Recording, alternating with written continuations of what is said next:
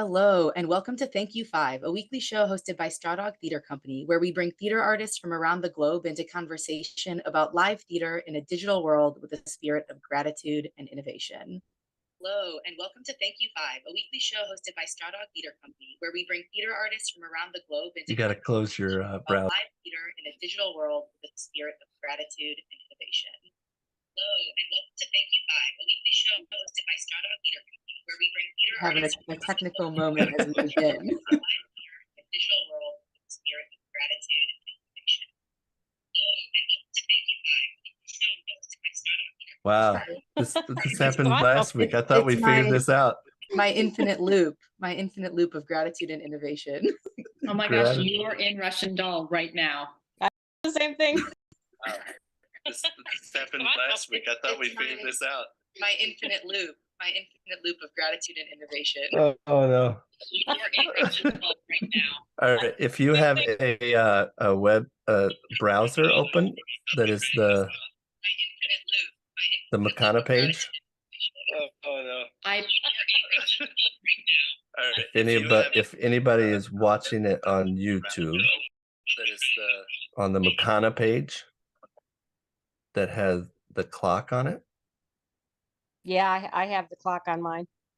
All right, so mute that YouTube. Make sure that page on the not the panel view, but the Mukana.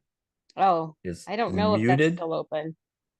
It's so if you're looking at a clock, it's on that's a YouTube page that anyway, so if anybody else is seeing a picture of Becca right now, I can edit all of this out later on YouTube. I hope somebody does a mashup and like puts that to music. Oh, I've heard That would be some amazing. fun ones. All right. I think the echo has stopped, so I think we're good to go. If you want to start over and say welcome back. Okay, awesome. All right. Hello, everyone. Welcome back to Thank You Five. Thanks for your patience as we get settled in with some new tech that we're playing with this week. Cal's behind the scenes doing awesome stuff, getting us all set up. So Thank You Five is, as I echoed, but I'll say it clearly once, a weekly show hosted by Straw Dog Theater Company, where we bring theater artists from around the globe into conversation about live theater in a digital world with a spirit of gratitude and innovation. So today we have 4 theater artists here with us. And if you're watching on YouTube live right now, you can head over to strawdog.org to the Thank You Five page. Check out the link to our Mukana where you can ask questions to our awesome panelists. And if you're watching on Mukana, hello. And we're going to go around and have introductions. I'll start us off and then everyone else will follow. So my name is Becca. I am a Straw Dog ensemble member, have been an ensemble member since 2019, I believe. Been working with Straw Dog since 2016. I am a stage manager and teaching artist, currently living in Phoenix, Arizona, studying for my Master's of Fine Arts in Theater for Youth and Community. And I am going to pass it on to Kat. Hi, everybody. I'm Kat Evans. I moved to Chicago in 2006. I did my MFA in acting with a focus on the creation of new work at The Ohio State University. And after finishing that, came here in 2006 and have been part of the Chicago theater community ever since. I act, I write, I sing, and I love to support others. Audio drama is probably the thing I've done the most of, but new work is still possibly my favorite thing. I'll hand it off to Elizabeth. Sure. Hi, my name is Elizabeth Swanson. I'm a freelance theater director. I'm also artistic director at Boho Theater, and I focus on musicals and new work. I'll kick it over to CJ. Hi, I'm CJ Hill. I'm originally from Chicago. I have my degree from Columbia College, Chicago. I am a stage manager for over 35 years now. I currently live in Las Vegas, where I am an events director for a 55 plus HOA. Oh, and Chase, you're last. Hello, my name is Chase Wheaton-Werle. I'm an actor and playwright and an ensemble member with Factory Theater, where we produce all new works written by ensemble members. Yeah, I've been living in Chicago for about 8 or 9 years now with a degree in musical theater. Awesome. Thank you all for your introductions. As always, we're going to start with our same question, which we do every week, which is what is theater? And answering that first, CJ, what is theater? For me, theater is one of the most intimate forms of art. It's There's nothing like it in the world. You can watch something on TV, you can watch a video, and you don't get that same connection with the actors as you do in theater. And personally, theater to me is family. I was just doing a backstage tour of the Smith Center here in Las Vegas, and just seeing all of the walls painted with different productions and the ghost light, and listening to them give the spiel of what you do backstage and the tour, to me just gave me goosebumps. Like I've done that for years, ever since high school, and it's something that I just adore. I make new family members every time I do a show, and most of those people are friends for life. It's beautiful. Thank you, CJ. Chase, what is theater? I've got a much more clinical definition, but for me, theater is the medium of storytelling where the audience experiences the story at the exact same time that the storyteller is telling the story. Lovely. Thank you, Chase. Kat, what is theater? I think I would go with something. I'm trying to get super philosophical in definition and keep it as wide as possible. So I would go with anytime we have humans watching other humans and there's some kind of tension and release. Very broad. And that's partially because I really also loved performance studies in grad school, not just theater studies, but performance studies and all that Richard Schechner stuff about like, is a wedding performance? Is the news theater? Is a rally theater? And I wanted to say, yes, it's all theater. So I keep my definitions very, very broad, but I really loved what CJ said. And I would also say in terms of my personal life, theater is family, and it's where I spend a lot of my time by choice. Thank you, Kat. And Elizabeth, last but not least, what is theater? I love Kat's answer. I love all of your answers. I think Chase is especially going to be able to illuminate what theater is, because you work at factory theater, where I've learned that you do so much in real time building new plays. But I think it has something to do with time and place. It has to happen right there and right then. It's something about being ephemeral. It's something about perception and distancing us from what happens in life. And I texted a partner of mine right as we were talking about what this first question would be. And the response was, theater is like watching someone catching a fish, but also creating the fish at the same time. And I think there's something there. Watching someone catching a fish, but also creating the fish at the same time. At the same time. Sit with that for a moment. Wow. Right? You can't argue with it. So I'm hearing things about ephemerality, about family, about creating. I'm curious, since all of you come from slightly different backgrounds within theater, what is it about your role in theater that draws you to the work?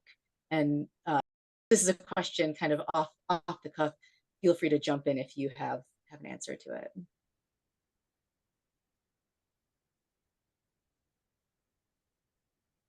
Again, what is it about theater that, about your role that draws you to the work? Yeah. I think for me, as like both an actor and a playwright, I enjoy the many different aspects that you can be a storyteller in the medium of theater. Because as a playwright, you can tell the story by quite literally writing down the scenes and what people are going to say and how the plot actually plays out.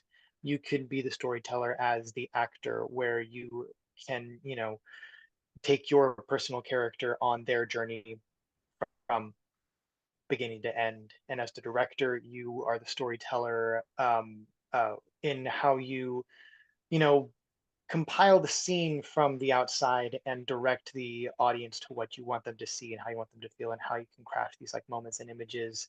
And as the a lighting and sound designer, you can tell the story with those particular elements, and there's the sense of collaboration where everyone is able to tell the story from their individual roles. Like everyone is able to be a storyteller in theater, which is a really, really cool thing that appeals to me. Thank you, Chase. And I bet it's something about collaboration. I bet that's part of the reason all of us are here. I mean, I think about performance studies or stage management, especially, and it's just the people in the room and building ideas and dreams together. I think it's about relating and connecting and getting to be part of worlds that you wouldn't otherwise. I know when I was very young and already wanted to be an actor, super young, and just wanted to play every character, I was Nick Bottom. I'll play that one too. I'll play that one too. I want to play that one and that one and that one. I wanted to experience all these things. And I didn't think there could be any better high. And then I started writing and found out that when I wrote a thing and watched someone else bring it to life, it was an even greater high, and I felt even more connected to the universe. I agree. I think some of it is, for me as a stage manager, the changing between the different shows. I know there are a lot of shows here in Vegas or on Broadway that like have these super long runs, but I don't think that would be appealing to me as a stage manager, other than the change in actors over time. I like the change in the story, the change in the playwright, the change in the director between one production of, say, Midsummer to another production of Midsummer, seeing someone else's vision, and then again working with different people. So it is a collaboration thing for me.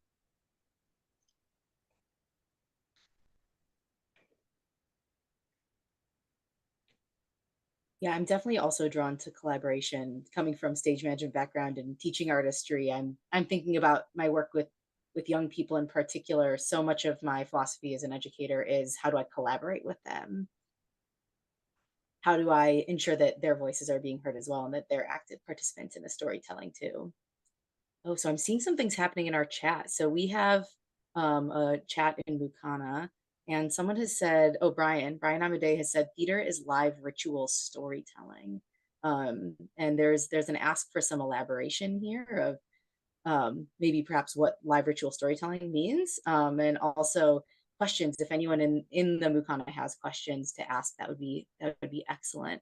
I saw some responses from our panelists to live ritual storytelling. Was there something anyone want to share about that? It's not all ritual live. I guess I'm asking, I'm not saying. Is not. I suppose there's the ritual of writing, you know, like a sacred text or something like that. Mm-hmm. Mm-hmm. I like using the word ritual if I can also think of it as a convention, as in like there's enough convention that the viewer can read something, right? There are certain conventions where we can say, okay, it's like the rules of the game.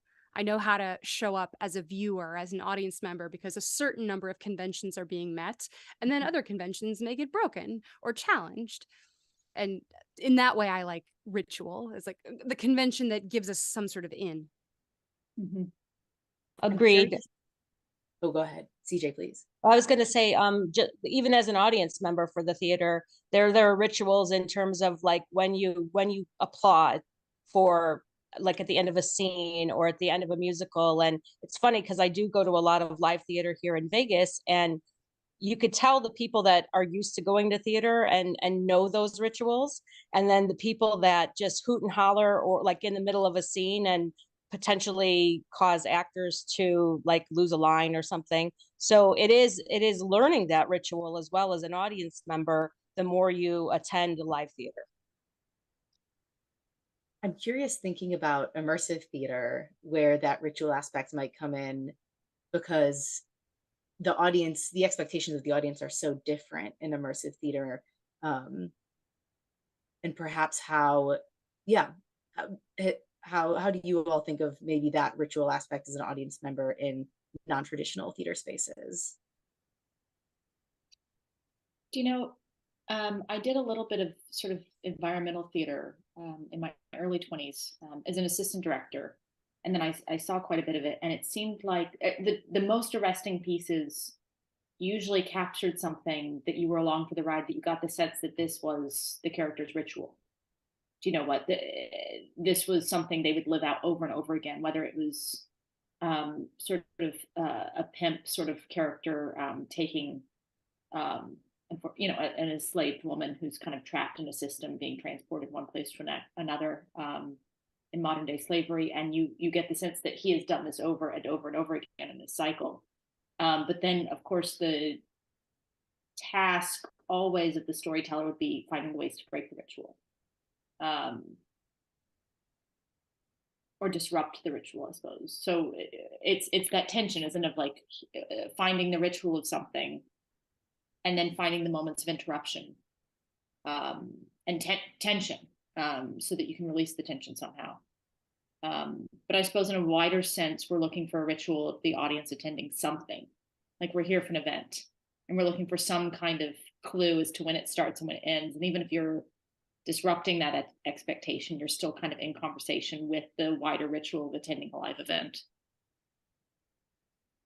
Yeah, and for me, like when I hear ritualized storytelling, that makes me think of the theories of the origins of theater itself, going back to when people would perform rain dances or different rituals to try and control their environment, make something happen, or reenact stories about their deities, and how it literally came from people performing rituals of some kind or another, and those stories and those ways that they shared stories grew and evolved more into what we know as like the classical theater, where people gather in like an auditorium and stuff to see those stories played out over and over again.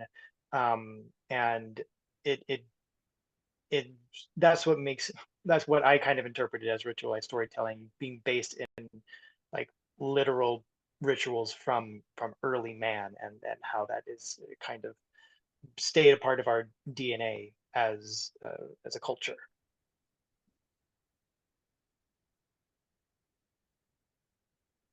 Yeah, what's coming up for me is so I'm Jewish, and Passover is next week. And Passover is a holiday about storytelling. Passover is when we tell the story of the Jews' exodus from Egypt after enslavement.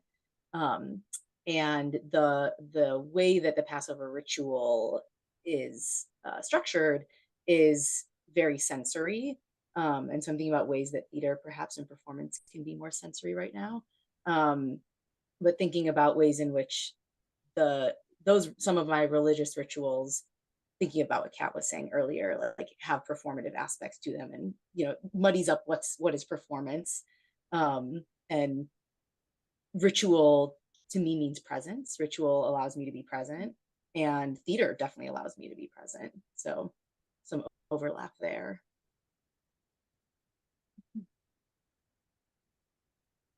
Chase, I'm really enjoying your finger. This feels like its own ritual.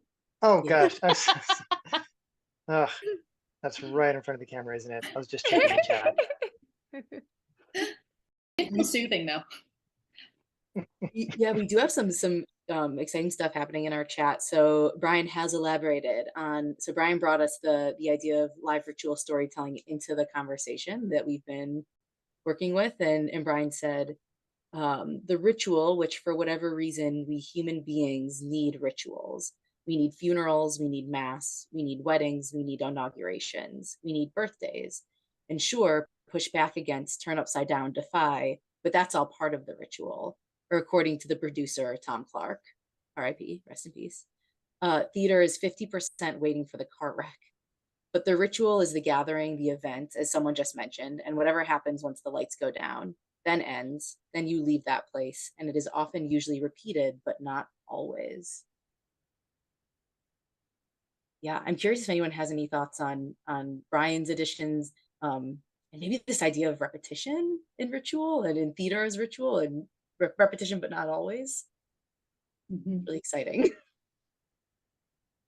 I'm remembering when I was learning about performance studies as a discipline or as a concept, and listening to some different teachers and their other students' reactions, how uncomfortable a lot of people were, because the idea of church as performance or a wedding as performance. They really didn't like it.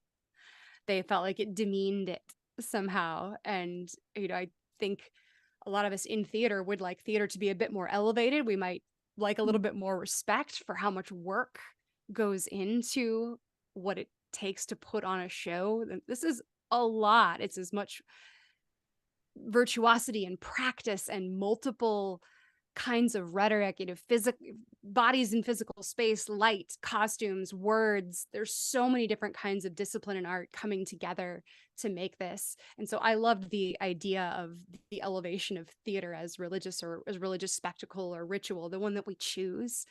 And I remember how much folks did not like the idea that their religious rituals might be performance. And of course, that made me feel quite devilish. That makes me a bit sad for that person, that the performance has such sort of a dirty connotation for them. I acolyte at my church, and when we go to mass, it's completely a performance.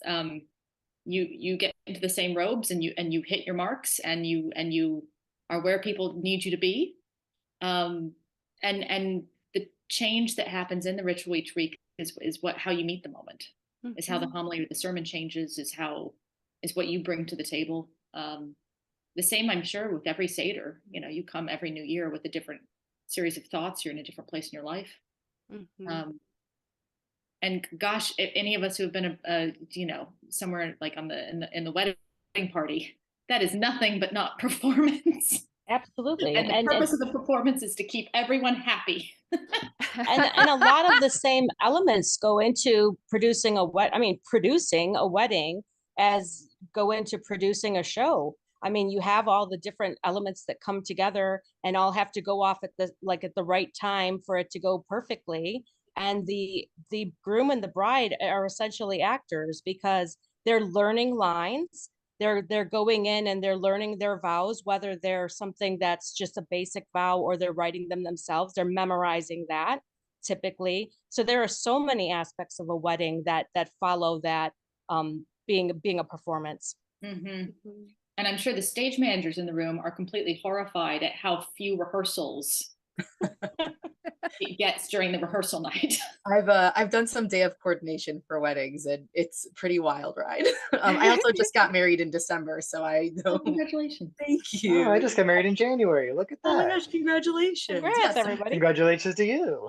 So it is a performance. I mean, it is planning a production. At least mine felt that way sometimes. Mm-hmm. Just a sweet one. I really like. Well, theater can be sweet too, though. Mm-hmm.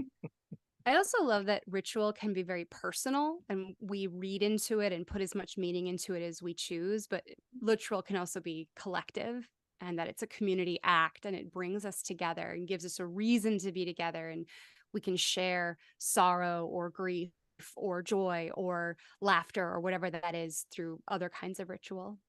Mm-hmm. Yeah, I want to uplift that, thinking about ritual and theater in this case is something that brings us together. That's really beautiful. So we have a new question that has popped up in the chat. Chase has actually posed it, which is exciting. So the question is, does stand-up, it's a bit of a pivot in our conversation. Does stand-up comedy fit our definitions of theater? It fits mine. Humans watching humans with tension.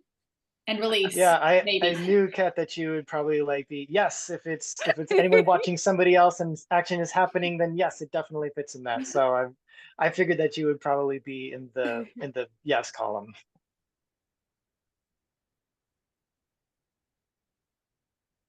Jason, I would agree. I'd agree that it fits the definition. I mean, it's an audience of people watching another person who has memorized lines and has a script, if you will. Obviously, comedians usually react to the crowd, depending on if they're getting a heckler or a lot of response to a certain joke that they give. But I definitely think it fits our definition of theater. Conventions are a little different. True. But yeah.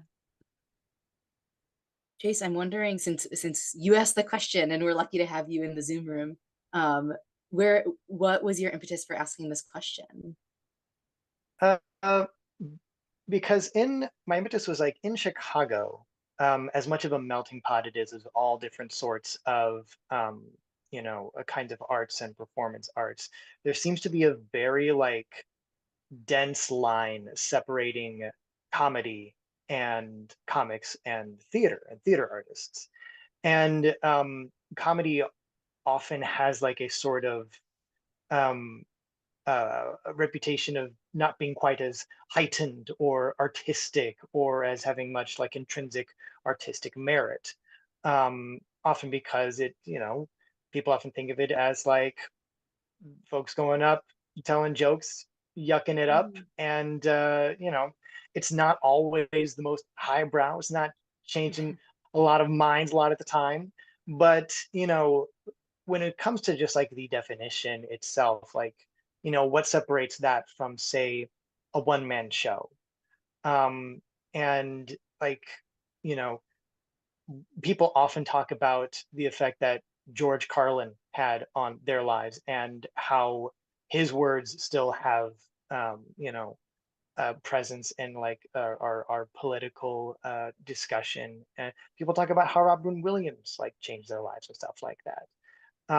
And so I'm very curious, like how strongly that line can, you know, feel delineating in like the artistic culture. And I'm wondering if you guys also kind of feel uh, that line's presence, or if you're like, no, like I'm theater and stand up and comedy, and that all is like it's blended in my world, and I don't feel that there is any delineation between those artists. I would I think say, it's, oh, go ahead, CJ. oh no, I would say that it's almost a bare bones form of theater, since you don't necessarily get the set, any special lights. Sometimes you get music depending on the comedian, but it is most like almost the most bare bones form. And then I'm seeing in the chat that Brian was saying that he doesn't think comedy is, but improv is. And I was also going to say that improv is the blend of, I mean, Chicago is like the home of improv. So you have that blend of, it's comedy, however, they're usually telling a story and, acting with suggestions from the moment. So it's like it sort of evolves from a stand-up to improv to now you have an actual script that someone's writing and we're performing. Mm-hmm. I find the only things that really separate us in Chicago are just hours in the day. As in, you just can't do it all and do it all terribly well, because we have it all here and we have it at very high levels. So you can do any and all of it here in Chicago if you choose. It's just a matter of hours in the day and how many practice hours you get in to continue on in your craft. I find the pipeline of improv and stand up into commercials is pretty clear. If you have an agent and you're going after that commercial money, going from the comedy angles, pretty easy, as easy as going from theater into the commercial world. Like those pipelines are really easy. So we're only separated just because we don't have time to do it all. Why do you think people get so upset about, or not upset, that's the wrong word, but why do you think there's so much tension around this? What's one form, one genre versus another in live performance? Is that theater? Is that not? Is that high art enough? Is that not? Usually those squabbles tend to do with either money being exchanged or not money being exchanged. I think you're completely right. Yeah. Yeah. Yeah, I suppose I'll borrow from another genre just in case, and in case this is too hot button a topic. My brother heads up a video game art gallery. And so the conversations they have, especially as they participate in the academic world, is, can video games be art? And the video game art gallery generally says, of course, that's why we exist. We're not really that interested in that question. Let's go. And the relief that video game artists felt, which is like, oh, a gallery to elevate my art form. Yes, my video game is art, and that's one of the reasons the gallery has taken off and done so well. because they don't have any problem with that conversation. But I'm sure there are some people who will thumb their noses at it. And so each of us in our current art forms, whether we're in, dance theater or devised theater or sketch or full improv or musical, right? There's some critic or producing body or other artist that may have thumbed its nose at us at some point, which makes us bristle. I think the That video really, game as art, sorry, Chase, oh, sorry. is a great concept, because look at all of these TV shows and movies that are basically being made, The Last of Us, and they were video games, and they're just being put live actors on screens to put that story forward. So I can't believe anybody would even thumb their noses at that, because we have proof that just elevates into a different form of art. So it was art to start with. Yeah, it really warms my heart to hear this gallery going like, no, we're not going to engage in this debate. It is not a question. It really? is an accepted fact, and we are moving forward with that premise. That really is like just the most lifting concept to hear. Yeah, I'm seeing some just like beautiful engagement in the chat that I want to shout out, happening around different genres and how we love to compartmentalize as artists, and how as human beings we process things. And we do have another question in the queue that I'd like to bring into the room. So, what is the biggest difference between producing theater today compared to producing theater 4 years ago? This is from Brian.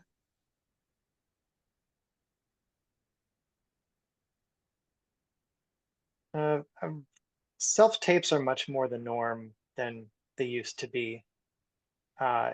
Every audition that I've been seeing these days is like, we'll start with the self-tape and then we'll see you in person afterwards. That's now becoming the sort of starting point.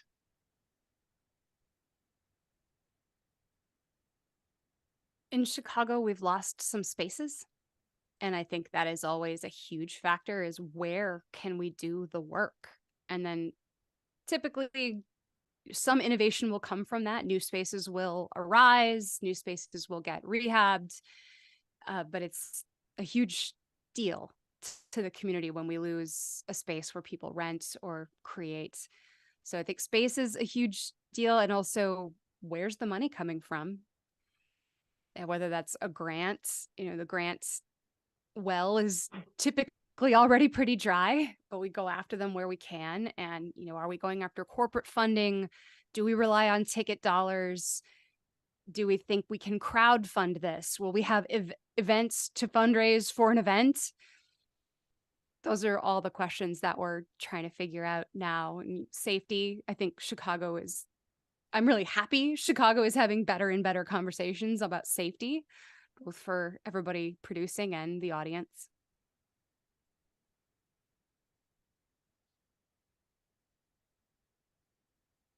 Yeah, safety has definitely been a lot more prevalent at every stage in the process.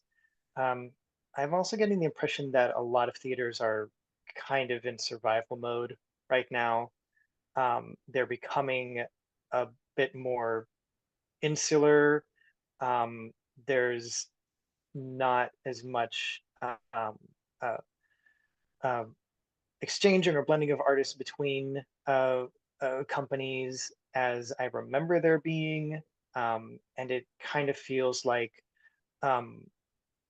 they're relying more and more on their own people to kind of prop them up and keep them going, and rely on their own resources. And I think a lot of it is kind of how much money is becoming a part of the conversation now more than it used to, and it's trying to keep that lifeblood going, and trying to get back to where we were pre-pandemic.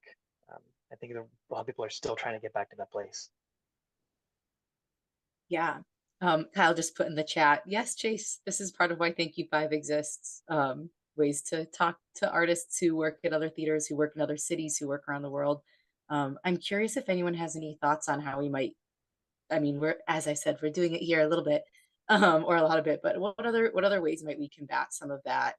The word you use is insularness, which is not a word, between companies. that's happening as, you know, a reaction probably to the pandemic and coming back. Or if you see it in a different way. Yeah, just curious to keep talking about this. Well, here's the thing.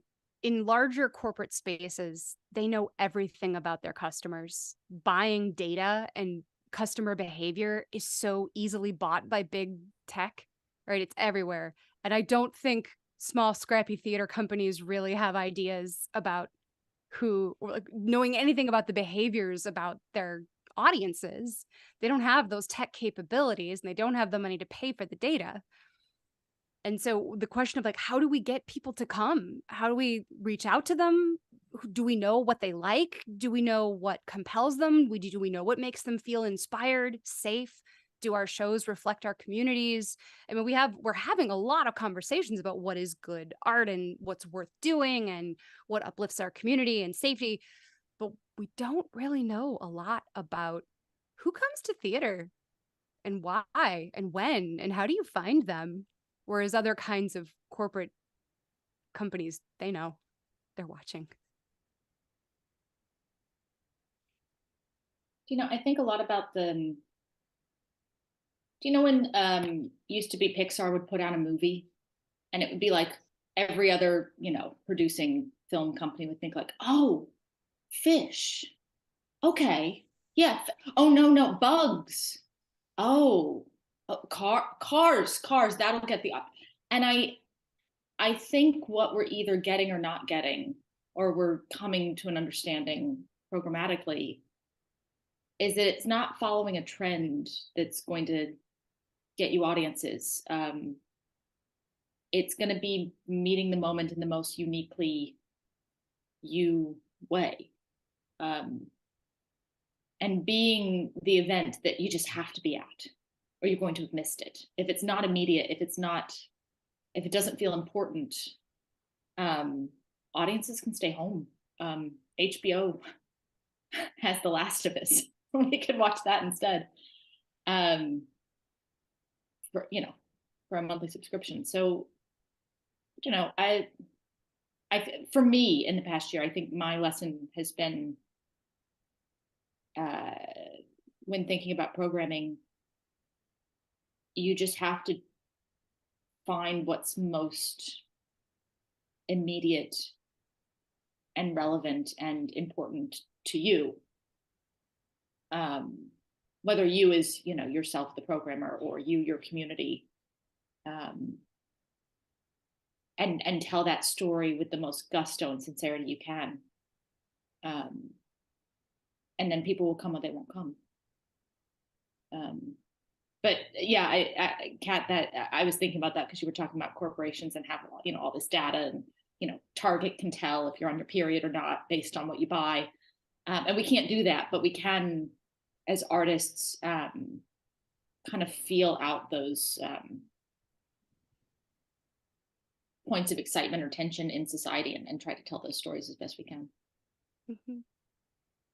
9 months after we want to tell them. Yeah.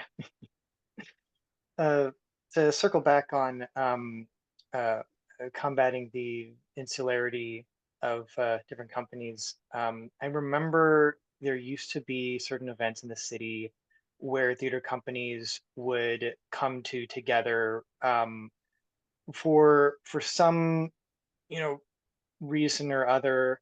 One of them was like Theater Wars, and it was like essentially playing Family Feud. They'd set up just like a whole setup that would play out essentially like the game show. And the act of coming together just to play that game, it would be, two theater companies just, going up against each other in that. And just the act of coming together and playing would get people talking with each other and socializing, and you'd get to see other faces and kind of talk about what projects you're doing. And I think that would be a really fun thing to try and bring back, different kind of events that, have the intention of socializing and, networking if you want to, but has some joyful element of play that can bring people together, not with the intention of like making money or doing any kind of production, but that can draws folks together in a way that can let you network and socialize if you want to, but can also just have fun together. And that might be a way that can help get people together and you know, break down those like walls and separate, bring the islands, you know, a little more together. And yeah, I'd like to see a little more of that.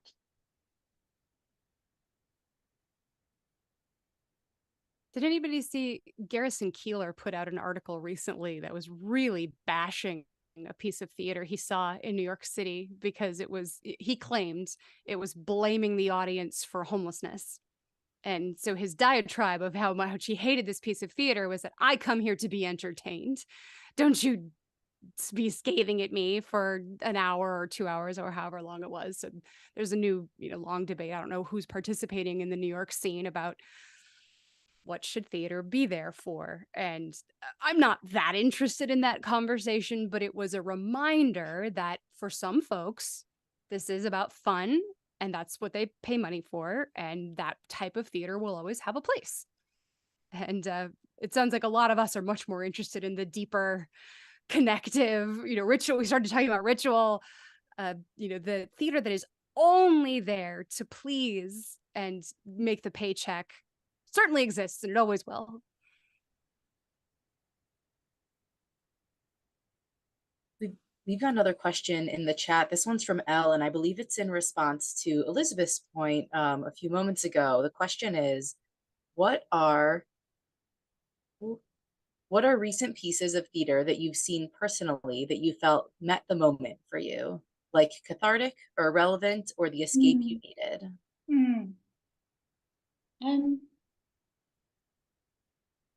Refuge at Theo Ubiquay this year, which just swept the Jeffs. I thought that piece, it was a play with music or a musical. I don't know. We'll get really angry about it, I'm sure.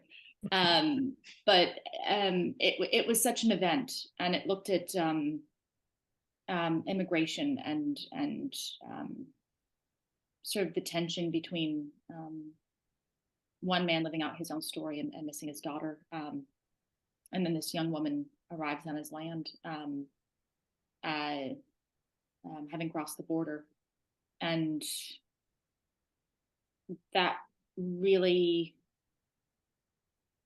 felt like a community event. The music and the puppetry and the coyote's loneliness and the dog meeting the coyote, and all of them being part of this kind of cycle of life out in this desert,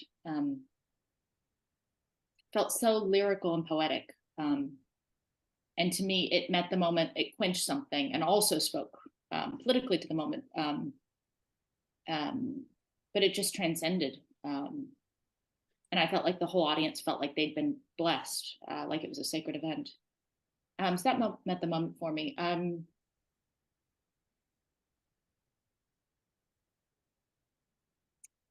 I was delighted by Choir Boys at Steppenwolf. I thought that really, I'm not sure how it met the moment. I can't articulate that so much, but the whole audience felt like it was the place to be. And these young men's journeys, exploring their sexuality especially, felt like a story that needed to be told right now. Magnolia Ballet, I think, was the most beautiful piece of theater to happen in Chicago this last year. And that was told by About Face, under the new Jeff category, where you can do a short piece. And again, I keep going, lyrical and poetic, and how it moved across the stage and told 3 aching stories, an intergenerational story of a family from slavery up to the modern day, telling the story of an enslaved person and his, I think, great-great-grandson. That met the moment for me. I think stories that engage with something lyrical and poetic feel like they're soothing something that COVID left in all of us. Stories that engage seriously with issues around race are really meeting this moment. And stories that truly don't make you look at your watch for, at least 90 minutes. If you can make me not look at my watch for 9 minutes, good Lord, that met the moment somehow. I'll figure out how later. But yeah, thanks for that question. That was that was an interesting one. Does anyone else have any stories that are at the moment for them this year? Not so much this year, but I remember when I saw At the Table, however many years back. Yeah, a broken nose. Yep, with Broken Nose. That one seemed to tell a story about like race tensions that was particularly prevalent for like our generation at that point in time, and it stuck with me so much that every time I saw like a play that also kind of like touched on those like politics in a similar way, it just made me think, oh, kind of like At the Table, or this reminds me of At the Table. Like it kind of set the template so much that every time I saw something afterwards, it was like, oh, it's like that thing I saw a while back. Mm-hmm. Mm-hmm. Sadly, here in Vegas, we don't get a lot of smaller productions. Mainly it's what you see on the Strip, which is there for years and years, or touring shows at the Smith Center. And so in terms of the escape that I needed, Moulin Rouge, the musical, absolutely. Like you forget about everything and you sing along with the songs. And like I actually came out of it. I saw it on Broadway first, and then I saw it twice here in Vegas. I came out of it very inspired to want to write like a jukebox type musical, just because I loved the way that they took so many modern songs and fit them to a plot that, not the greatest plot in the world, but, I don't know if any of you have seen it, but there's a scene where the absinthe scene from the movie on stage, they use the song Chandelier by Sia. And it's theatrically, it's a beautiful rendition. They do it with lighting and everything, and they get up and it's sung by the Jim Broadbent character from the movie, and you just don't see it coming. And to me, that's like a brilliant way to take other people's art and fit it into a new storytelling mechanism. But I did go to London in January, and I was fortunate enough to see the show Good with David Tennant, and it's set in Nazi Germany, and it really makes you think, and politically as well, makes you think about how things spiral out of control due to complacency. So yes, it had amazing actors, but the story itself, like it was so scary how it has happened in recent years, and things are escalating in certain states or under previous presidencies, where there were so many things that I couldn't believe that we allowed to, as a society, other people to get away with. And it shows how easy it is to fall into that complacency. So if you have a chance, it's supposed to be released in the theaters, like the big theaters by the National Theater Company. So, but it's a really thought-provoking production. That's awesome. Thank you. I'm writing that down right now to go see it. Yeah, definitely.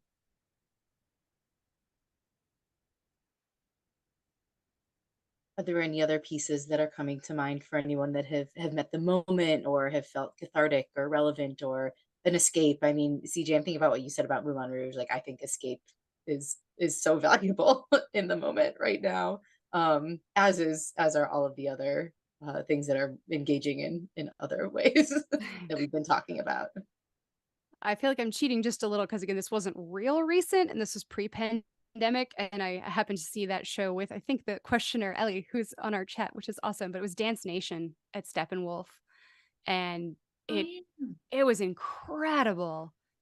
so profound in commenting on dance and audiences and what does art mean and the pressure put on young people or the pressure young people put on themselves and all the angst of adolescence. And one of the things I remember Ellie saying to me was, this had to be a theater piece. This can't be a movie.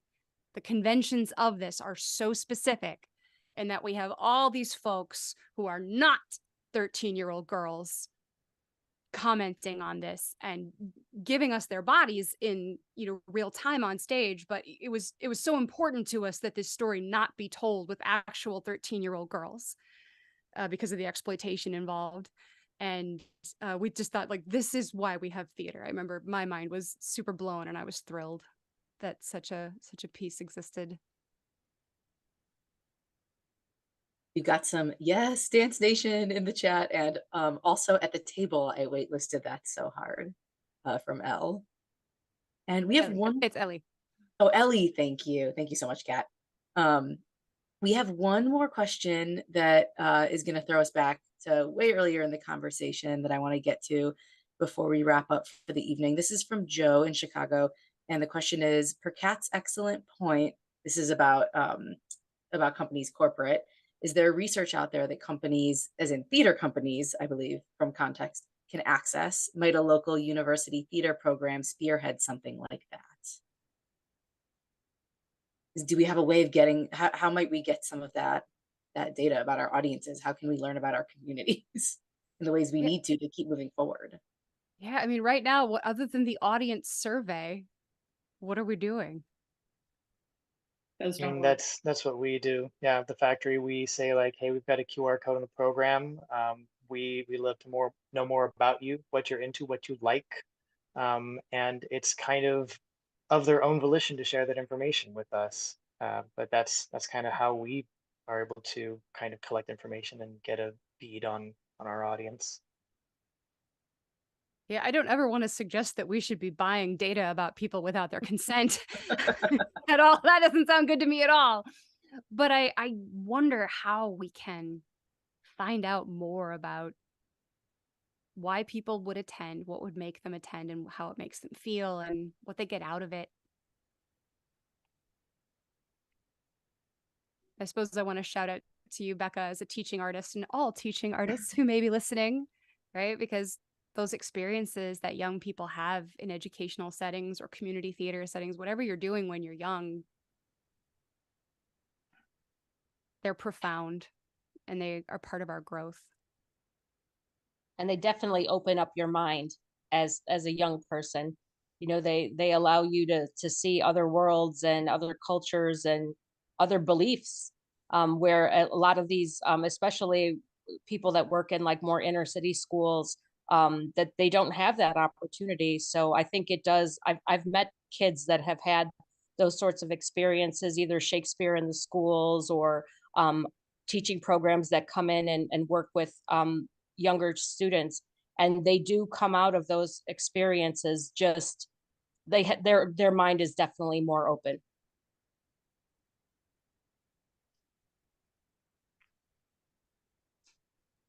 Well, beautiful. Thank you all. Before we wrap up, does anyone have any closing thoughts they'd like to share? No pressure. I just want to open the table one last time in case there's something else on anyone's mind before we say goodnight.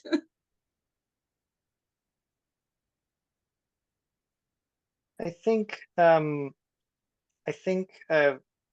this might be tailing a little bit on Elizabeth's point earlier regarding anticipating audiences, what would bring them in, what they want.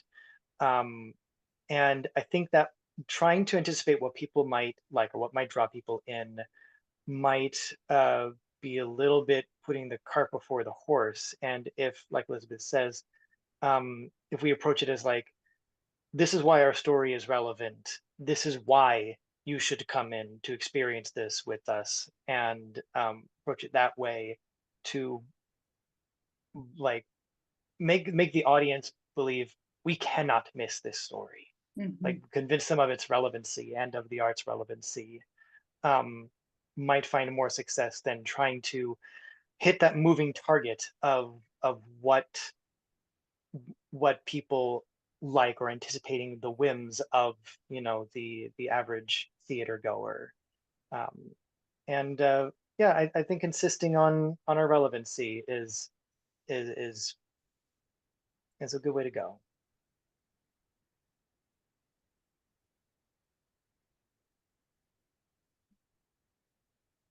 My closing thought is, if you're in Chicago, don't forget to vote.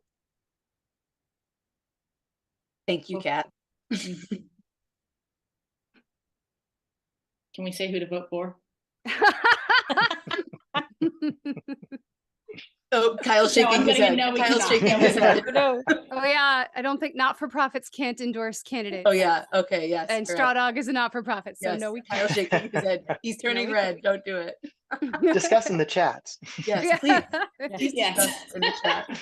Who are As you going to independent- vote for on April 4th? Discussed as independent human beings in the chat. There are very important things happening in Chicago voting. Yes. Teacher wait time. A little bit longer. I also just say thank you so much for having me, and I'm so honored to get to be here with all of you. Thank you so much for your thoughts. I've learned a lot listening to all of you tonight. Yes, thank you. this was a great opportunity. Yes, it was wonderful. This is really neat. Well, thank you all. Thank you, Elizabeth. Thank you, Kat. Thank you, Chase. Thank you, CJ, our excellent panelists with us here tonight. Thank you to everyone in the Mukana or watching on YouTube for being so participatory tonight, for chatting it up and asking questions. Thank you to Kyle Hammond for creating and producing Thank You 5. Thank you to Office Hours, Global, and DVE Store. Thank You 5 is made possible by Straw Dog Theater Company ensemble members. Straw Dog is run on a free theater model where our productions are available to anyone and everyone. We can only do this with generous donations from our community. And you can find information about donating or becoming a Straw Dog member and helping us to continuously support our work. We will see you next week. You can also look at strawdog.org to submit questions on the Thank You 5 page. To get back into the Mukana anytime, you can submit questions or reach out to Kyle, our producer, about being on the show yourself if you're interested, or sending friends his way who want to talk about theater. We are so grateful for you for watching, and have a great rest of your evening. Thanks so much.